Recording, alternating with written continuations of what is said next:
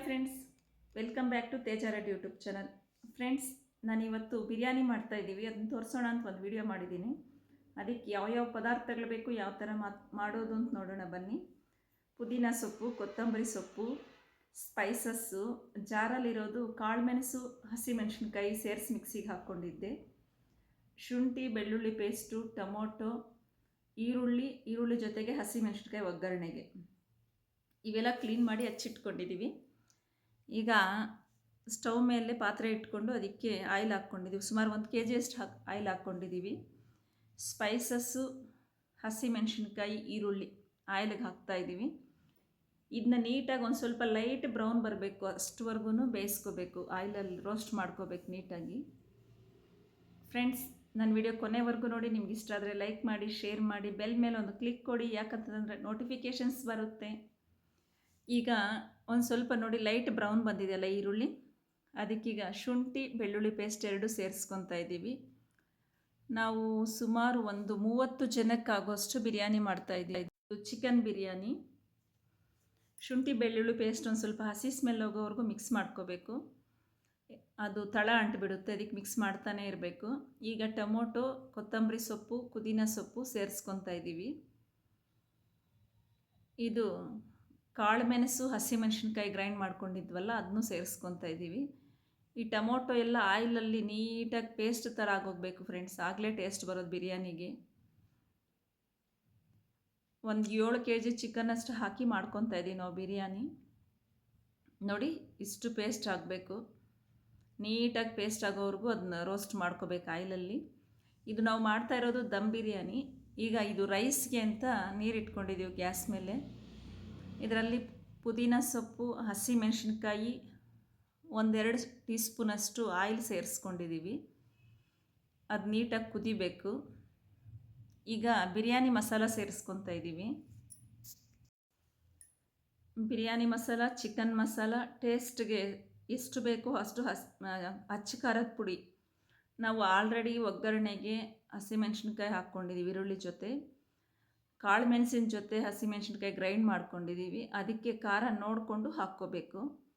ಈಗ ಚಿಕನ್ಗೆ ಹಸಿ ಈರುಳ್ಳಿ ಹಚ್ಕೊಂಡು ಅದರಲ್ಲಿ ಹಾಕಿ ನೀಟಾಗಿ 1-2-3 ಸಾರಿ ಹಿಸ್ಕಿ ತೊಳೆದ್ರೆ ಮಿಕ್ಸ್ ಮಾಡಿಕೊಂಡು, ಅದೊಂಥರ ಸ್ಮೆಲ್, ನೀಚು ಸ್ಮೆಲ್ ಇರುತ್ತಲ್ಲ, ಅದೆಲ್ಲ ಹೋಗುತ್ತೆ.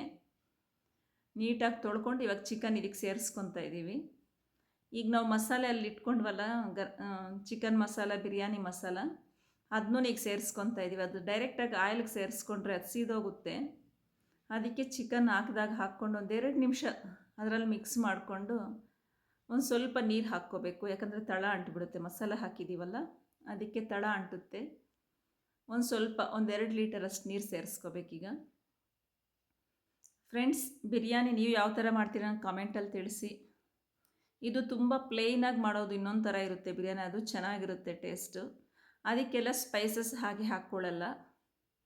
ಸ್ಪೈಸಸ್ ಏನು ಕಾಣಿಸ್ದಿರ ಪ್ಲೇನ್ ಇರುತ್ತೆ, ಚೆನ್ನಾಗಿರುತ್ತೆ ಟೇಸ್ಟು. ನಿಮ್ಗೇನಾದರೂ ಅದು ಬೇಕಂತಂದರೆ ಕಾಮೆಂಟಲ್ಲಿ ತಿಳಿಸಿ, ನೆಕ್ಸ್ಟ್ ಟೈಮ್ ಮಾಡಿ ತೋರಿಸ್ತೀವಿ ಅದನ್ನ. ಈಗ ಇದು ನಿಮ್ಗೆ ಆಪ್ಷನಲ್, ಕಲರ್ ಬೇಕಾದರೆ ಹಾಕ್ಕೋಬೋದು, ಇಲ್ಲಾಂದರೆ ಬಿಡ್ಬೋದು. ನಾವು ಲೈಟಾಗಿ ಒಂದು ಸ್ವಲ್ಪ ಯೆಲ್ಲೋ ಕಲರ್ ಹಾಕ್ಕೊಂಡಿದ್ದೀವಿ ಬಿರಿಯಾನಿ ಕಲರ್ಗೋಸ್ಕರ. ಈಗ ಉಪ್ಪು ಸೇರಿಸ್ಕೊತಾ ಇದ್ದೀವಿ. ನಾವು ಉಪ್ಪು ಸ್ವಲ್ಪ ಕಡಿಮೆನೇ ಹಾಕ್ಕೋಬೇಕು, ಮತ್ತೆ ಬೇಕಾದರೆ ಹಾಕ್ಕೋಬೋದು.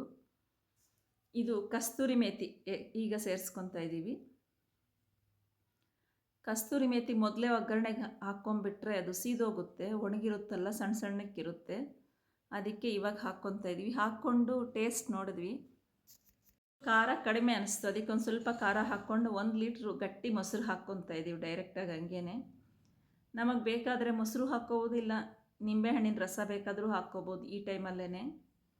ಈಗ ಒಂದು ಸ್ವಲ್ಪ ಚೆನ್ನಾಗಿ ಕುದಿಯೋಕ್ಕೆ ಬಿಡೋಣ. ನೋಡಿ, ಕುದೀತಾ ಇದೆ. ಚಿಕನ್ ಏನು ಅಷ್ಟು ಟೈಮ್ ತಗೊಳ್ಳಲ್ಲ, ಅಂದರೆ ಮಿಕ್ಸ್ ಮಾಡ್ತಾನೇ ಇರಬೇಕು, ತಳ ಅಂಟದಿರ.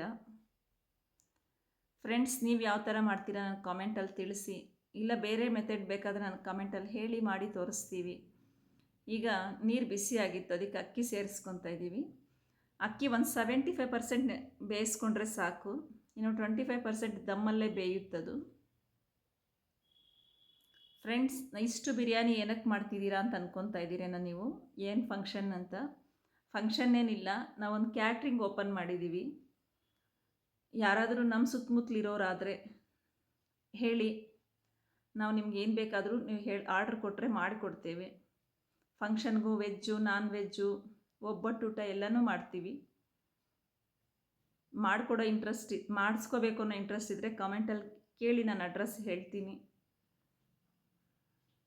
ಈಗ ಚಿಕನ್ ಸ್ವಲ್ಪ ತೆಗೆದು ಪಕ್ಕಕ್ಕೆ ಇಟ್ಕೊತಾ ಇದ್ದೀವಿ. ಯಾಕಂದರೆ ಅದು ಮತ್ತೆ ಮೇಲೆ ರೈಸ್ ಮೇಲೆ ಹಾಕ್ಕೋಬೇಕಲ್ಲ ದಮ್ ಕೊಡೋವಾಗ, ಆಗ ಅದಕ್ಕೆ ಅಂತ ಪಕ್ಕಕ್ಕೆ ತೆಗೆದಿಟ್ಟಿದ್ದೀವಿ.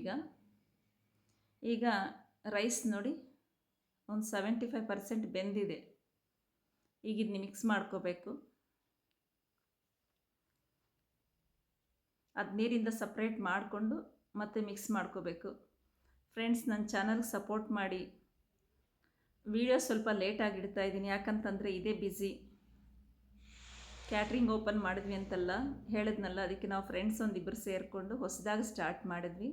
ಅದಕ್ಕೊಂಚೂರು ಬ್ಯುಸಿಯಾಗಿ ವಿಡಿಯೋ ಸ್ವಲ್ಪ ಲೇಟ್ ಬರ್ತಿದೆ. ಇನ್ನು ಡೈಲಿ ಇಡೋಕ್ಕೆ ಟ್ರೈ ಮಾಡ್ತೀನಿ. ನಾವೇನು ಮಾಡ್ತೀವೋ ಅದನ್ನ ಡೈಲಿ ಇಡ್ತೀವಿ. ನೀವೆಲ್ಲ ಸಪೋರ್ಟ್ ಮಾಡಿ ಫ್ರೆಂಡ್ಸ್. ಈಗ ಜಾಲರಿಗೆ ಹಾಕ್ಕೊತಾ ಇದ್ದೀವಿ ನೀರು ಶೋಧಿಸ್ಕೊಂಬಿಟ್ಟು ನೀಟಾಗಿ ರೈಸ್ ಎಲ್ಲ ಅದಕ್ಕೆ ಹಾಕ್ಕೋಬೇಕು. ಟೇಸ್ಟ್ ತುಂಬ ಚೆನ್ನಾಗಿ ಬಂದಿತ್ತು ಬಿರಿಯಾನಿ. ನೀವು ಒಂದು ಸಾರಿ ಟ್ರೈ ಮಾಡಿ ನೋಡಿ. ಹೀಗೆ ನಿಮ್ಗೇನಾದರೂ ಮೆಜರ್ಮೆಂಟಲ್ಲಿ ಬೇಕು, ಇಷ್ಟು ಕೆ ಜಿ ಅಂತ ಏನಾದರೂ ಅನಿಸಿದ್ರೆ ನಾನು ಕಾಮೆಂಟಲ್ಲಿ ಹೇಳಿ, ನೀಟಾಗಿ ನಾನು ಮೆಜರ್ಮೆಂಟ್ಗಳು ಹೇಳ್ತೀನಿ ನಿಮಗೆ. ಈಗ ರೈಸ್ ಎಲ್ಲ ಹಾಕಿ ಚಿಕನ್ ತೆಗೆದಿಟ್ಟಿದ್ವಲ್ಲ ಅದನ್ನು ಕೂಡ ಇವಾಗ ಮೇಲೆ ಹಾಕ್ಕೊತಾ ಇದ್ದೀವಿ. ಇದೇ ಟೈಮಲ್ಲಿ ಇದಕ್ಕೆ ಸ್ವಲ್ಪ ಕೊತ್ತಂಬರಿ ಸೊಪ್ಪು, ಪುದೀನ ಸೊಪ್ಪು ಹಾಕ್ಕೊತಾ ಇದ್ದೀವಿ. ಯಾಕಂದರೆ ಟೇಸ್ಟು ಸ್ಮೆಲ್ಲು ಎರಡೂ ಚೆನ್ನಾಗಿರುತ್ತೆ. ನಾವಿನ್ನು ಆನಿಯನ್ಸ್ ಏನಾದರೂ ಬ್ರೌನ್ ಆನಿಯನ್ಸ್ ಮಾಡ್ಕೊಂಡು ಟೈಮಲ್ಲಿ ಹಾಕಿದ್ರೂ ಚೆನ್ನಾಗಿರುತ್ತೆ. ನೋಡಿ, ದಮ್ ಬಿಟ್ಟಿದ್ರಿ, ಸ್ವಲ್ಪ ಹೊತ್ತು ಬಿಟ್ಟಿದ್ವಿ, ಒಂದು 20 ನಿಮಿಷನೇ ಹಂಗೆ ಬಿಟ್ಟಿದ್ವಿ. ನೋಡಿ, ಈಗ ಬಿರಿಯಾನಿ ರೆಡಿ ಆಯಿತು. ಪಾರ್ಸಲ್ ಮಾಡ್ತಾಯಿದ್ದೀವಿ. Thank you for watching my video friends.